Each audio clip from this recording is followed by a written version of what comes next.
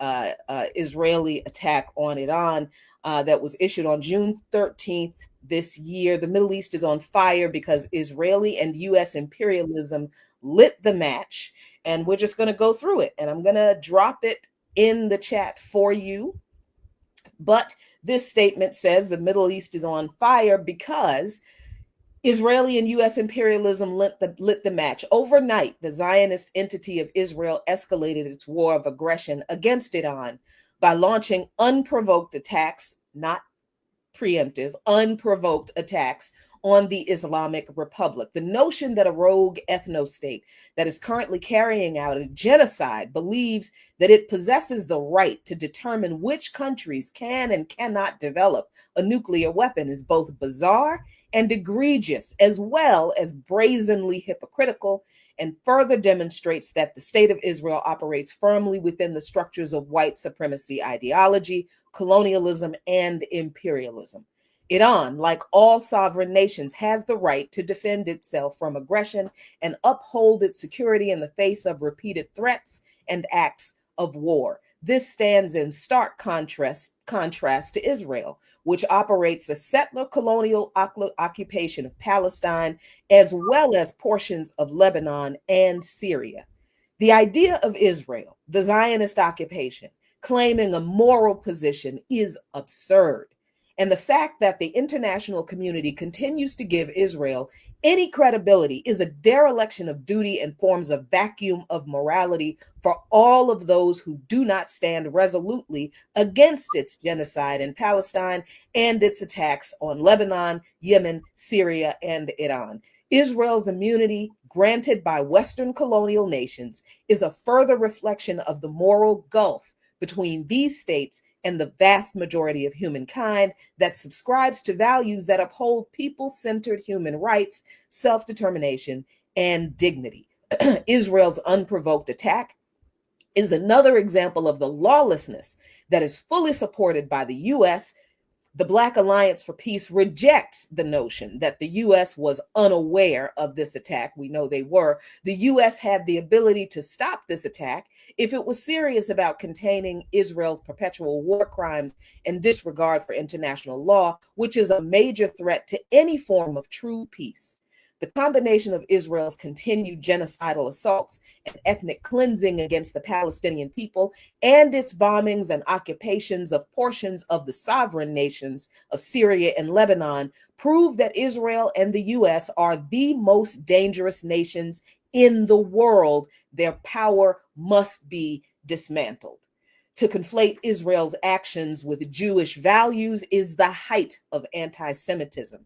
Zionism, an ideology of white supremacy, must be wholly separated from Judaism's teachings of justice, human rights, and inclusivity. Israel is no more a Jewish state than the U.S. is a Christian state. Both are violent constructs of ethno-nationalism. BAP firmly rejects the conflation of Judaism with the barbarism of Zionism, just as we denounce the anti-Semitic trope that equates Zionism with Judaism itself. Israel's militarism further threatens global stability by spiking the price of oil by 8% in one night. This economic shockwave further demonstrates why we must continue linking the devastation of war with the devastation associated with the climate catastrophe that is fueled by capitalist war profiteering interests of fossil fuel cartels and the military-industrial complex, who both benefit from Israeli war machine at the expense of human life and the ecosystems necessary to sustain it. Israel's aggression is capitalism's credit card with an unlimited spending limit. History will remember this moment and Israel's barbaric acts as an indelible and ignominious strain on international law and cooperation, people-centered human rights, and the basic tenets of human dignity. And these are the demands that we have issued at the end of this statement. And right now we're going to bring on Austin Cole, National Co-Coordinator of the Black Alliance for Peace, to talk about this statement, these demands, and what they mean for us. Let me cut this.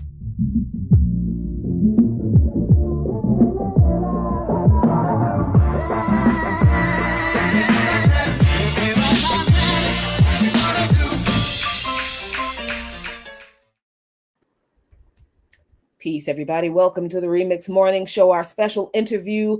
And we are joined by Austin Cole, one of the three national co-coordinators of the Black Alliance for Peace, Erica Keynes being the other, Tunde Asazawa being the third, and I call them the three NCs.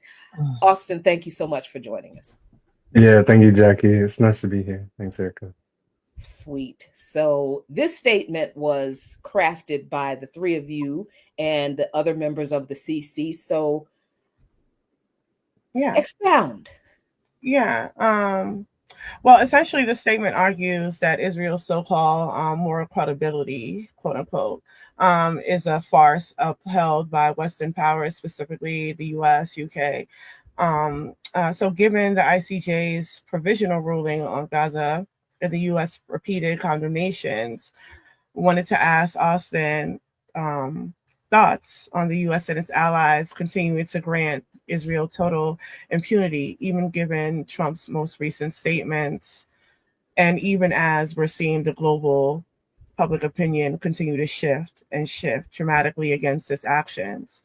So is this purely about geopolitical interests, as we named, or is there a deeper ideological alignment with Zionism as a colonial project?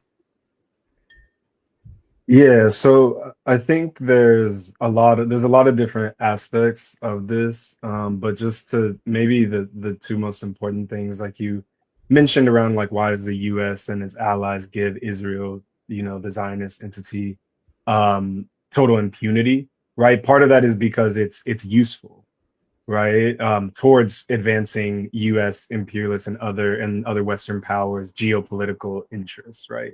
So in terms of having an outpost for U.S. imperialism in the Middle East, to be able to, control the region and exert control over the region, right? And that's been the case, for the U.S. Since at least 1967, but even before that, with the establishment of the Zionist entity as a state, right? And then even before that, with the UK and the Balfour Declaration in 1917, right after World War One. And so the Zionist settler colonial project has always sort of functioned as an outpost of Western imperialism in this area of the world that is incredibly important, right? Both for economic terms, in terms of oil, in terms of trade routes, right? And then in strategic terms, in terms of being, West Asia, which is sort of in, we all know that Europe is sort of Europe is more of an idea than it is actually a geographical thing. So it being at the kind of middle point between Europe and Asia, as well as connected to the African continent. And so all of those things are true. At the same time, the Zionist colonial project is, in many ways, an extension of the broader European and US settler colonial project, right? The logics are the same. You see even oftentimes some of the same wording being used. Like you could oftentimes put a speech by, a Zionist minister, and you could compare that to Andrew Jackson, or you could compare that to others, Southern planters, right, in the 1800s or even the 1900s, or even sometimes in this century, talking about, indigenous people, Native Americans in this country, talking about Africans, and in particular enslaved Africans, and black folks here in this country. And so the ideological alignment isn't just alignment, it is actually from the same roots, right? And even Malcolm actually pointed this out after visiting Gaza, and when he wrote Zionist Logic, right? He said it's actually not a different thing. What's different is not the motives or the objectives of Zionism and European colonialism and imperialism, but the method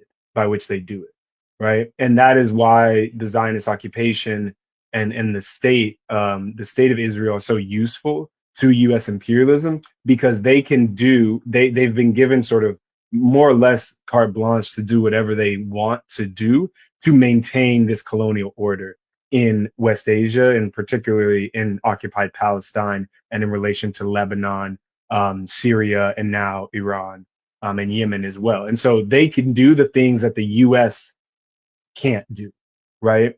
that the U.S. is unwilling to do right at this point because it's so brutal, because it is so dehumanizing to other people, that the U.S. tries to do those things in secret that it allows the Zionist occupation to do in the open, right? And then to sort of cry, we didn't know anything about it, or we're trying to restrain them, but they're not listening, right? And so I think that that's really critical for us to understand that it is, if you think about the base, it is based in it is based in geopolitical economic interests, right? And interests of imperialist domination. But there is this, the sort of ideological superstructure that is colonial, right? And that is settler colonialism. And so both of those things are aligned between the US and the Zionist entity. And so there again, even if some individual actions that they take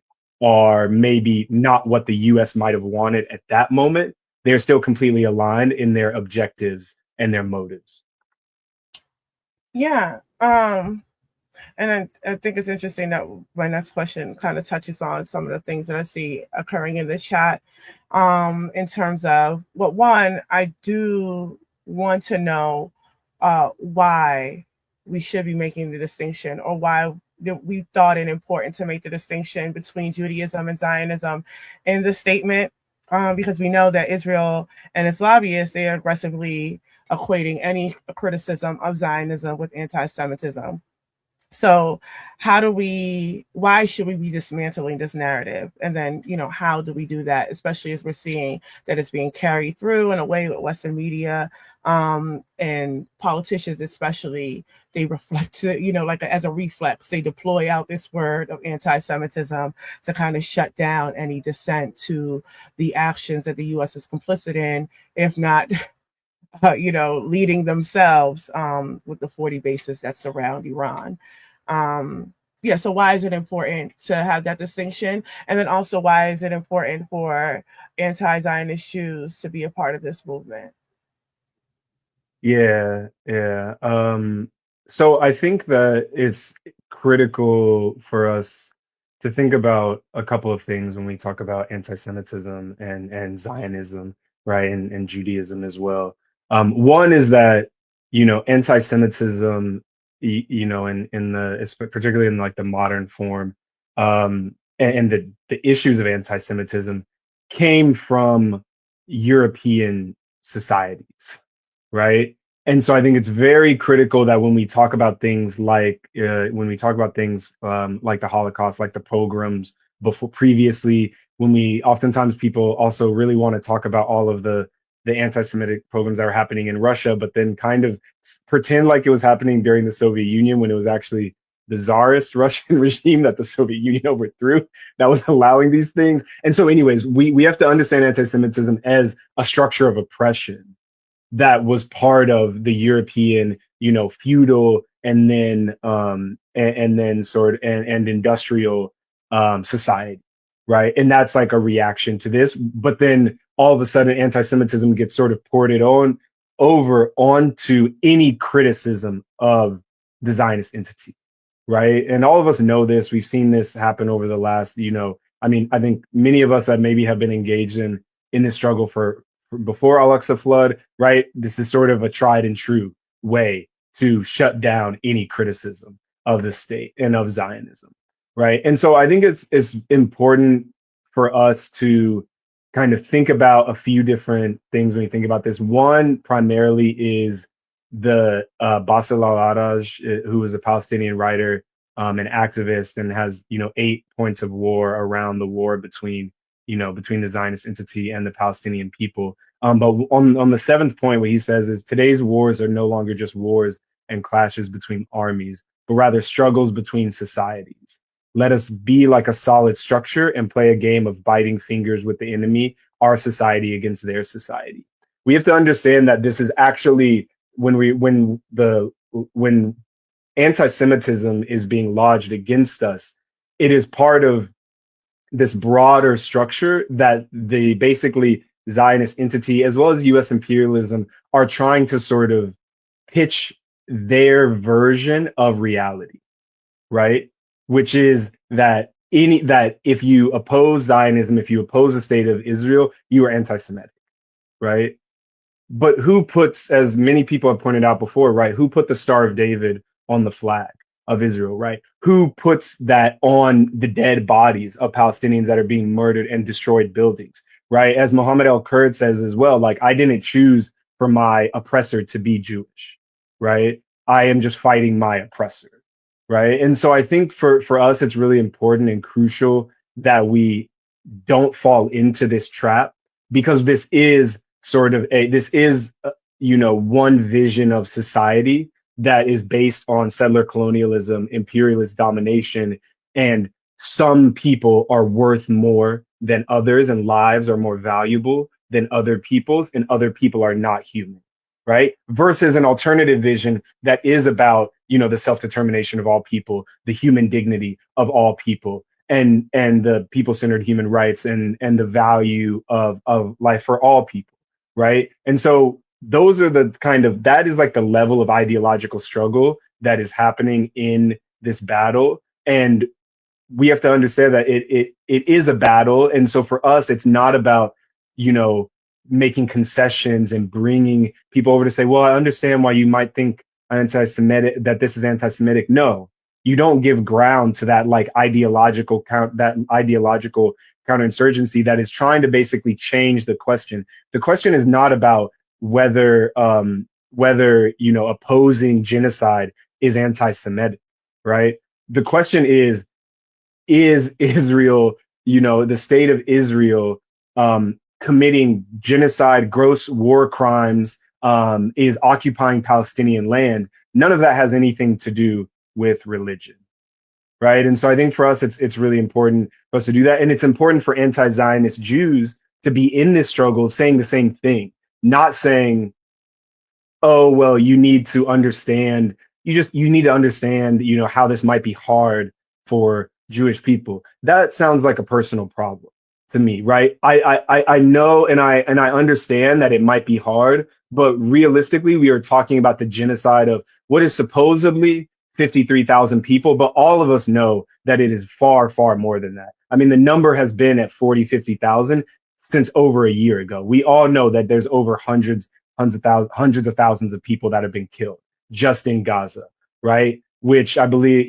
which is such a small piece of land. And so much death has occurred in that space. So it's not about whether you feel bad, right? Or whether you feel shunned by your community because your entire community is a bunch of genocidal lunatics, right? The problem is that the structure, right, of settler colonialism is killing people, just as the structure of anti-Semitism in Europe was killing people. And so we have to actually talk about like real life and reality when we are talking about these things, not about people's sort of subjective feelings in their mind that I don't feel, I don't feel strong. So I do think there's a really important role for anti-Zionist Jews to be engaged in the struggle in that way, because they are part of that, religious or cultural community, and they can speak to people in a way that I will not be able to speak to people and resonate with people and call upon cultural or religious affinity in a way that I would never be able to do, right? Or we would never be able to do. But the message cannot change, right? The message still has to be about, this is about destroying Zionism, because destroying Zionism is what matters. Smash Zionism. So I just had to say that. How do we take that train of thought and expand it to how we engage the discussion about what Iran is or is not, why we should be opposed to Israel, including the fact that Israel is what it is and everything you just described and more and worse. There is also the narrative about Iran in this country, how we have been indoctrinated to think of them. They are evil. They are our enemy. Again, I keep to Iran ain't never done nothing bad to me. But there are people who do believe the empire's lies, the empire's narrative about Iran and their hatred of America, and they hate us for our freedom and all this kind of stuff. How do we have that same kind of really difficult struggle with people the same way we would when we're talking about the difference between Zionism and the Jewish religion? How do we parse through people's idea of Iran being this evil, this country full of evil, frothing at the mouth, warlike, animalistic Arabs, right? That deserve to be bombed because they shouldn't have a nuclear weapon. What do we do with that? Yeah, I mean, this is part of the what I was just mentioning, right? Of like the false reality that is created and then just repeated over and over again to the point that now it's internalized as a truth, right? I think there's a few different things. On the one hand, at the most basic level, right? Um, when has when its imperialist ambitions are on the line, when has the US government ever told the truth about any people to the public, right? They lie, they lie about Iraq, they lie about Afghanistan, they lie about Syria, they lie about Libya, they lie about all of these other countries, right? They lie about all these other things, but then when it's convenient because it aligns with this, liberal human rights discourse narrative about what Iran is supposedly doing or not doing, all of a sudden we believe them, right? And so I think part of it is just the parsing through it is having stronger principles and sort of forcing people to have like actual principled discussion around like what is the evidence beyond the CIA talking points that CNN is regurgitating, right? Because they're willing to report anything that goes along with their narrative. So I think that's like the first point, right? Is just like a little bit more like media, like encouraging people to actually think through what they are, critical thinking about what they are hearing or what they are being told by the U.S. government and its media and the ruling class kind of media apparatus, right? Because we know what they have done in the past, and so why would we think that they are going to do anything different in the future, right?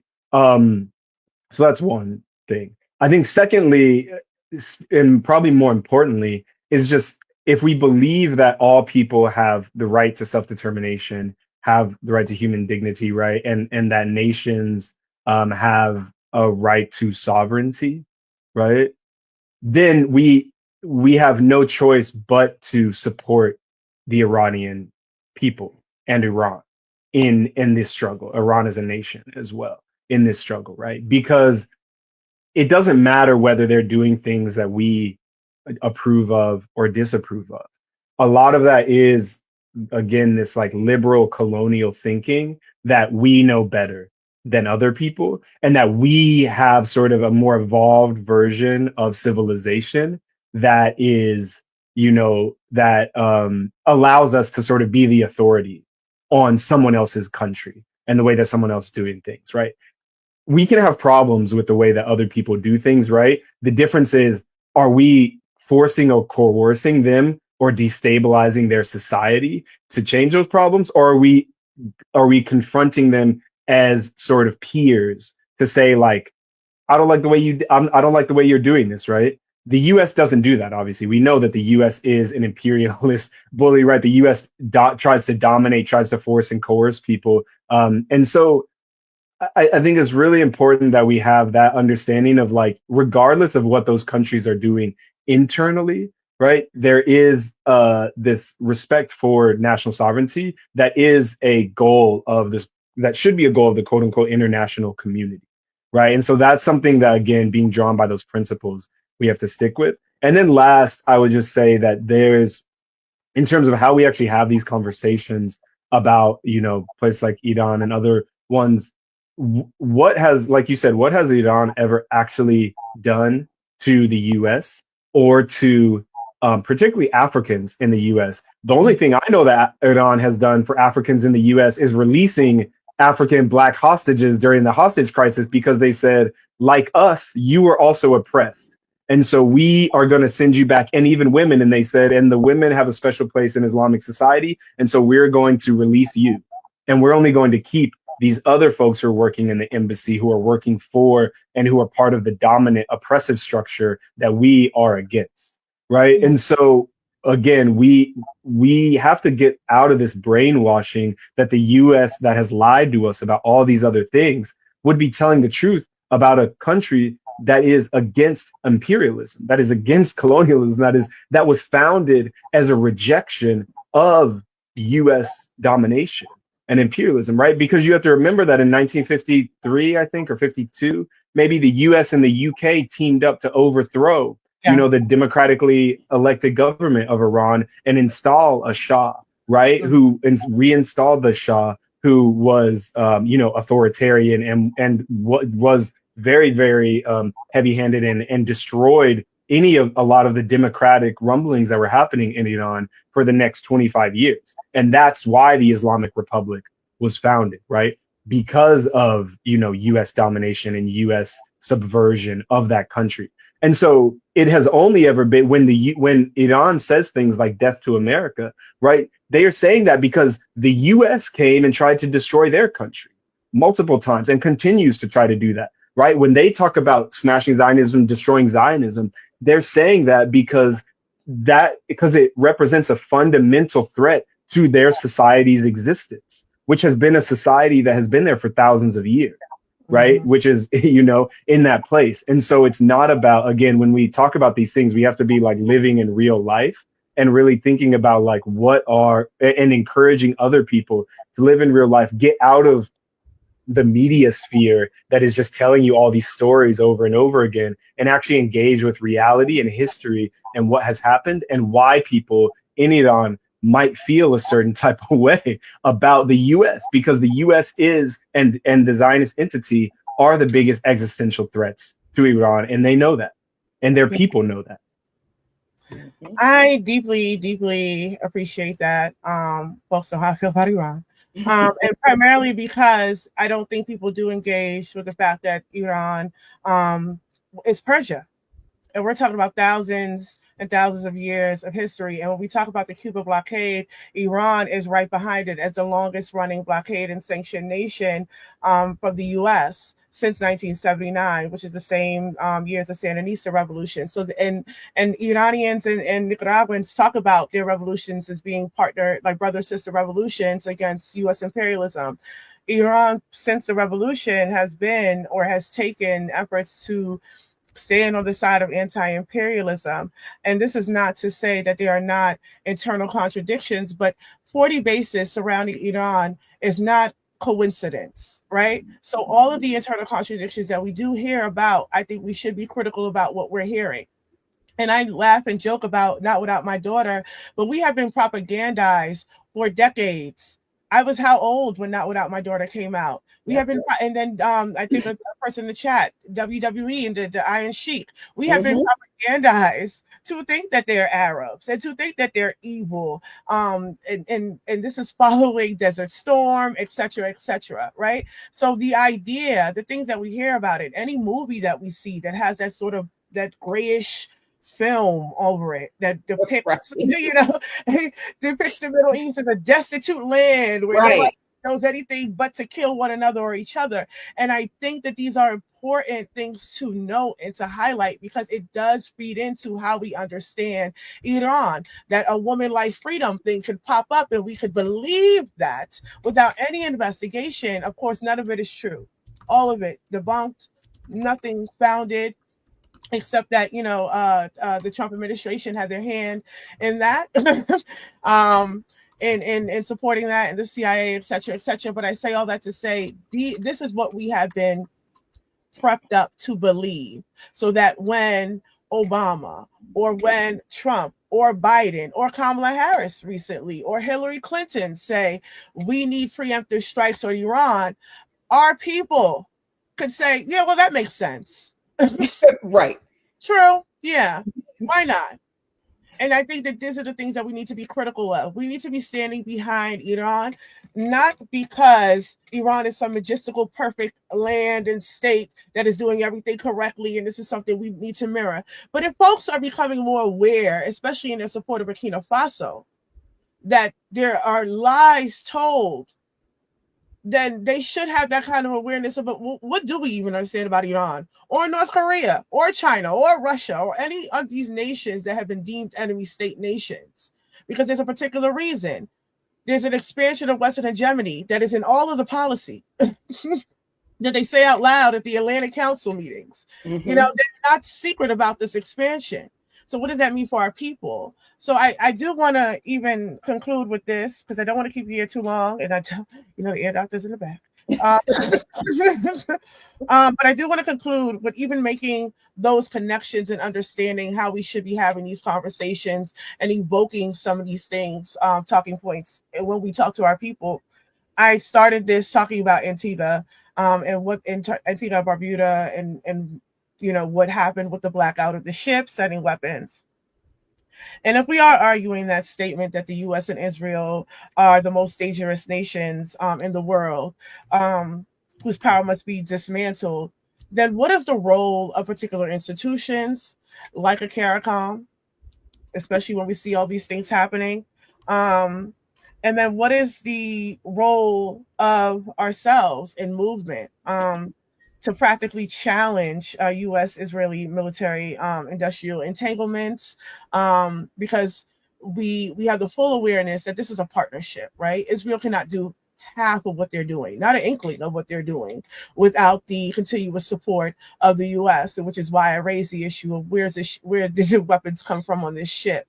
Mm-hmm. But what should we be moving towards? How should we be responding in a practical manner? Yeah. Just before I start answering that question, I do just want to clarify as well. You know, when I was saying the things about we should support Iran, even if we disagree with all these things, right? I just want to say we should like full-throatedly support Iran, full stop, in their battle against anti-imperialism, and also understand that Iran is not only battled U.S. imperialism there. As soon as the Islamic Republic came into power, they went into a 9-year war with Iraq that was funded by the U.S. And then the U.S. also secretly, you know, gave weapons to Iran in order to try to further destabilize the region, right? And so when we talk about the U.S. being the most dangerous country in the world and the Zionist entity being right up there with them, it is these types of things that they are not interested in peace. They are not interested in security. They are not interested in human life, right? They are interested primarily in two things, right? Political and social domination and profit accumulation, right? So they are interested in dominating everybody, getting to say what to do, and they are interested in amassing more wealth in order to be able to dominate even more and say what to do, because they control the strings, they control the purse strings. And then if they control the purse strings, or if they dominate, then that allows them to more effectively control the purse strings, right? And so for us, we have to understand that like those are the goals of U.S. imperialism, right? Those are the goals of Zionist settler colonialism, is, you know, domination over people, political processes, land, as well as the accumulation of resources and profit. And so that is what they are after. If they are doing other things, it is in order to cover their asses, right? So that they can do those other two things more effectively, right? So when they're talking about democracy, when they're talking about freedom of speech, when they're talking about all these other things, but they're only selectively applying it to certain places, right? It's because that fits the agenda of accumulation and domination.